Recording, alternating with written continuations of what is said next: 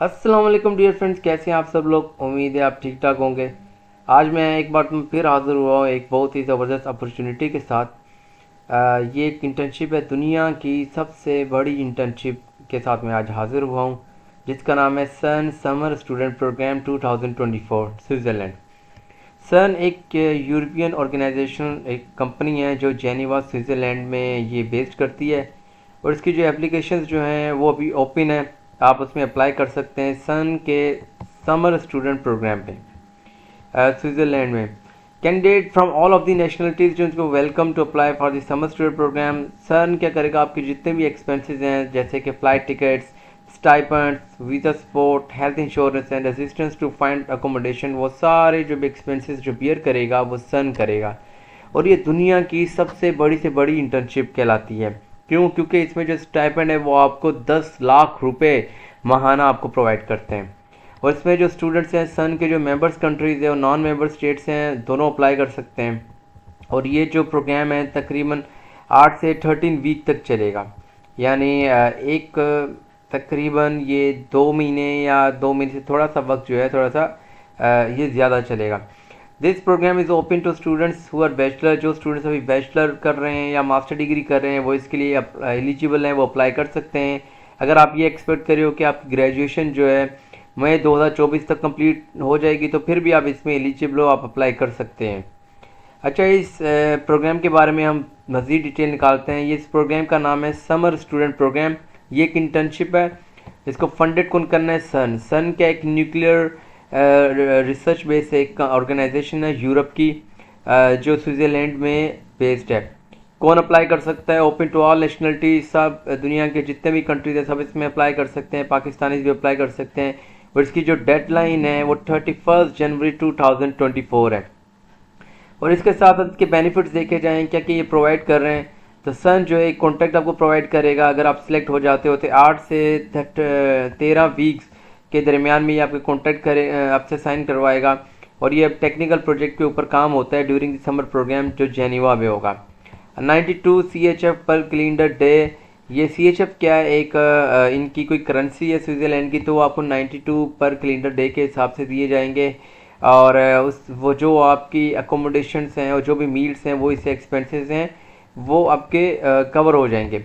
Travel allowance उसके साथ साथ आपको दिया जाएगा at the end of your stay to help you with cost of travel from your country to Geneva. यानी अगर आप पाकिस्तान में, अफ़गानिस्तान में या इंडिया में हैं तो आप अपने मुल्क से जेनीवा तक जो आपका सफ़र होगा और ट्रैवल अलाउंस वो सारा प्रोवाइड करेंगे शुरू से लेकर आखिर तक। आपकी 2 टिकट्स आपको प्रोवाइड करें, एक तो ये जब आप अपने मुल्क से जेनीवा जाओगे और दूसरा ये कि जब जेनीवा से आप अपने मुल्क में वापस आ जाओगे आफ्टर कंप्लीटिंग योर प्रोग्राम।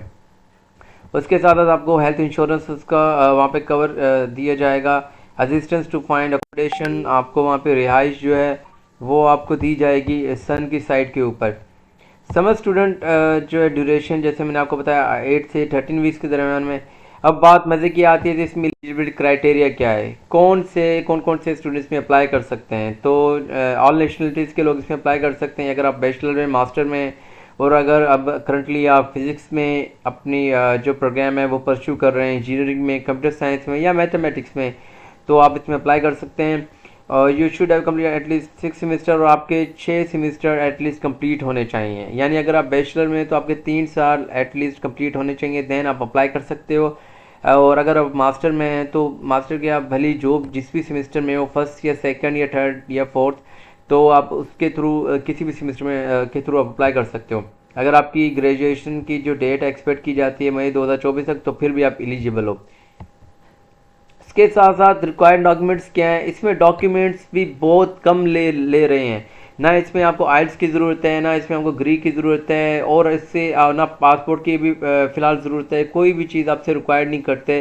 सिर्फ आपसे 3 चीज़ों की वो रिक्वायरमेंट होती है। एक तो ये कि आपने CV बनानी होती है। आपकी CV के अंदर आपकी जो पर्सनल इन्फॉर्मेशन होती है, यानी वर्क एक्सपीरियंस हो गया, वॉलंटियर हो गया, आपके स्किल्स जो भी आप उसमें मेंशन करते हो। और याद रखिएगा जो आप CV बनाओगे वो यूरोपास CV बनानी है आपको। बस दूसरा आपको मोटिवेशन लेटर बनाना चाहिए। मोटिवेशन लेटर बनाना होगा, इसमें ये होगा कि आप क्यों मोटिवेट हो, आप इस प्रोग्राम के अंदर आप क्यों आना चाहते हो, क्यों आप सन की जो स्टूडेंट प्रोग्राम है, आपको कौन सी चीज़ है जो मोटिवेट कर रही है, जो आपको लाने को लेके आना। याद रखिएगा मोटिवेशन लेटर आप अच्छे से अच्छे बनाइएगा, क्योंकि कंपटीशन बहुत ज़्यादा है। Students from across the world इसमें अप्लाई करते हैं, तो इसमें कंपटीशन भी ज़्यादा होता है, लेकिन इनके बेनिफिट्स भी बहुत ज़्यादा हाई होते हैं। इसके अलावा एकेडमिक ट्रांसक्रिप्ट, अगर आपके पास एकेडमिक ट्रांसक्रिप्ट है, अगर आपके 4 साल पूरे हो चुके हैं या मास्टर के आपके 2 साल पूरे हो चुके हैं, तो आप एकेडमिक ट्रांसक्रिप्ट दें।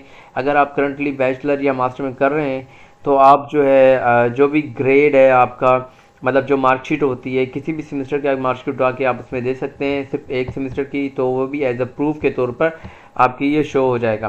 तो ये डॉक्यूमेंट्स रिक्वायर्ड है जिसको आपने फुलफिल करना हो, और याद रखिएगा ये PDF फॉर्मेट में आपको देना है।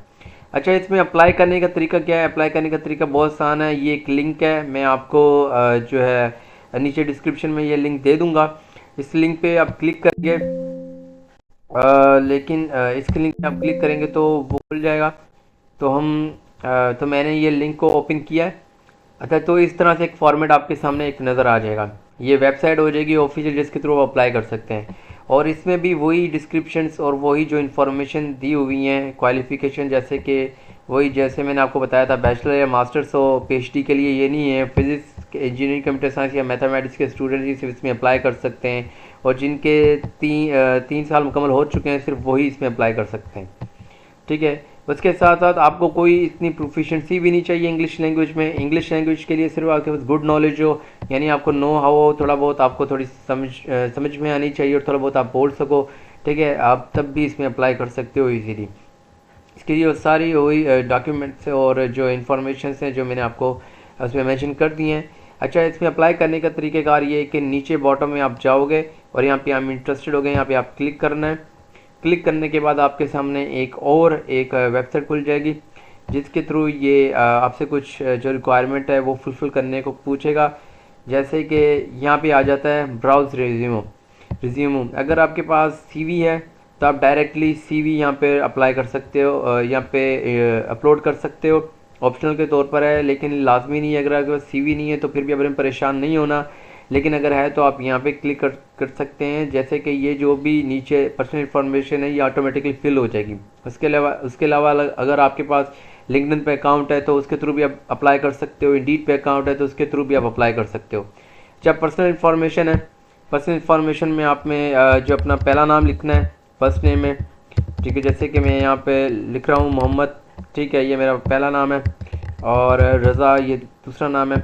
और अपनी जो भी है एक ईमेल यहाँ पे आपने फिल करनी है। अपनी ईमेल यहाँ पे मैं इंसर्ट कर देता हूँ अपनी ईमेल। तो ये मैंने ईमेल लिख दी, और इस ईमेल को दोबारा आपने कंफर्म के तौर पर यहाँ पे कॉपी करके यहाँ पे पेस्ट कर देना है सेम। ठीक है। प्लेस ऑफ रेजिडेंस कहाँ है, कहाँ के रहने वाले हो आप। ठीक है, ये ऑप्शनल है, अगर आप इसको फुलफ़िल करें तो और अच्छा है। लाहौर पंजाब पाकिस्तान, और अपना फ़ोन नंबर अगर देना चाहें तो वो भी दे दें, नहीं तो ये ऑप्शनल है।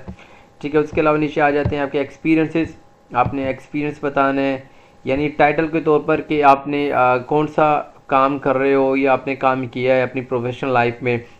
अगर आप स्टूडेंट हो, अगर आपने अभी प्रोफेशनल लाइफ अपनी शुरू नहीं की, अगर आपने कहीं भी कोई इंटर्नशिप की हो या कोई भी ऐसा वॉलंटियर के तौर पर आपने जो कुछ काम किया हो, तो वो भी आप इसमें सिंपली जो है आप इसमें पुट कर सकते हैं। इसमें कोई परेशान होने की बात नहीं है। ठीक है। और मैं यहाँ पे लिख देता हूँ जो भी है, मैं यहाँ पे टाइटल के तौर पर प्रोजेक्ट मैनेजर लिख देता हूँ। ठीक है, मेरे जो प्रोफेशनल जो एक्सपीरियंस है उसके तौर पर। अच्छा, ये जो एक कंपनी कौन सी आपने उसमें फिल करना है, और उस कंपनी की लोकेशन क्या, एड्रेस जो होता है, और अपनी जॉब की जो डिस्क्रिप्शन होती है, यानी जो प्रोजेक्ट मैनेजर है ये जॉब है तो इसकी डिस्क्रिप्शन आपने लिखनी है कि आपने कौन कौन से टास्क है, जो रिस्पॉन्सिबिलिटीज़ हैं वो आपने कंप्लीट की हैं, और कौन सी डेट से लेकर कौन सी डेट तक कर रहे हो।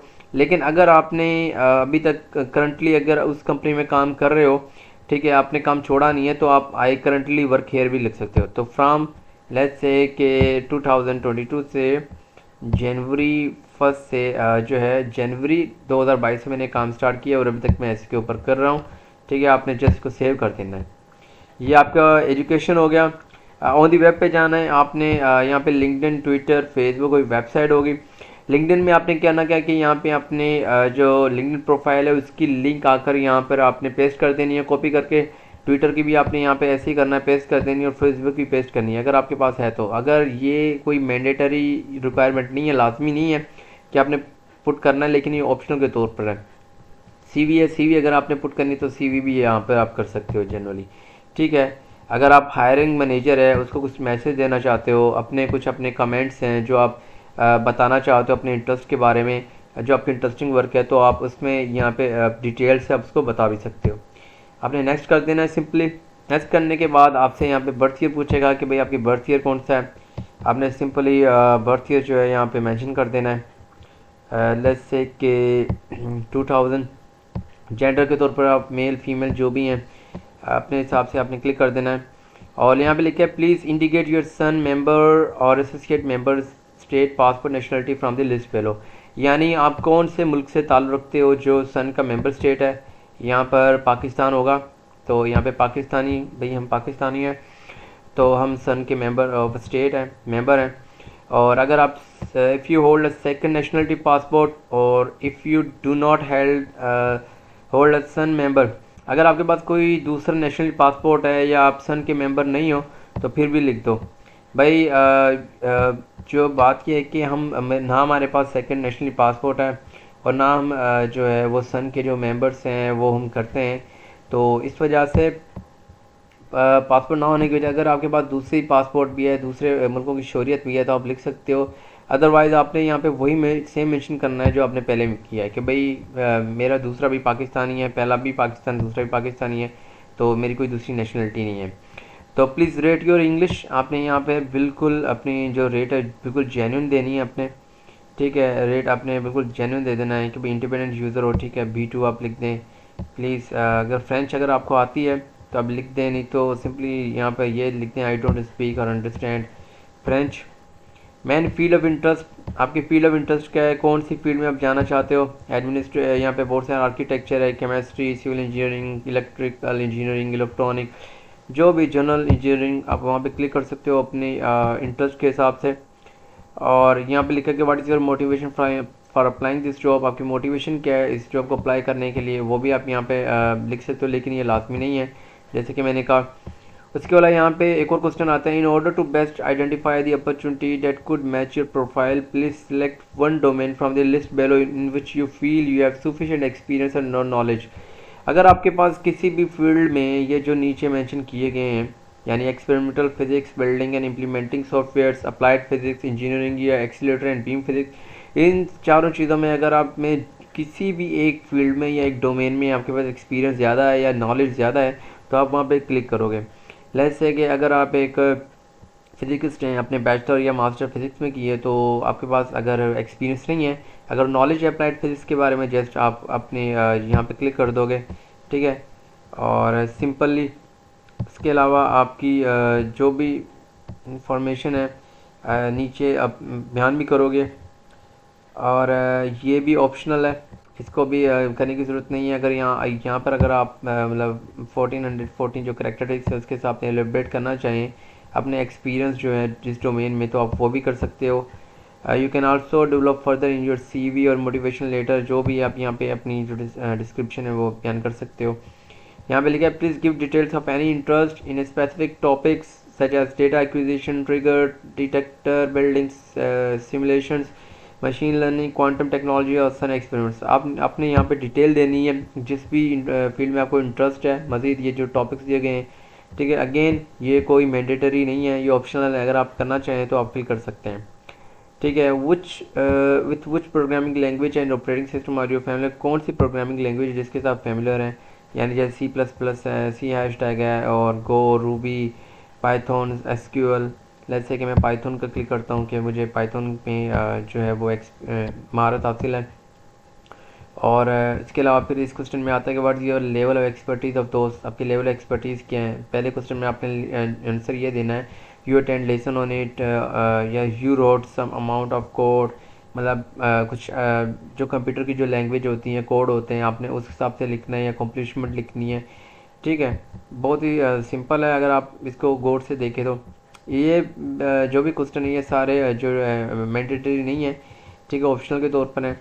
ये क्वेश्चन ख़ास है क्योंकि यहाँ पे आपकी रेड जो साइन दी गई है, यहाँ पे लिखा है कि please indicate your preferred date of internship. आप यहाँ पे प्रिफर्ड डेट ऑफ इंटर्नशिप आप लिखें कि कौन से डेट पे आप इंटर्नशिप को स्टार्ट करना चाहते हैं अगर आप सिलेक्ट हो जाते हो, क्योंकि आपके लेक्चर्स वर्कशॉप्स जो हैं जुलाई और अगस्त के दरमियान में होंगे।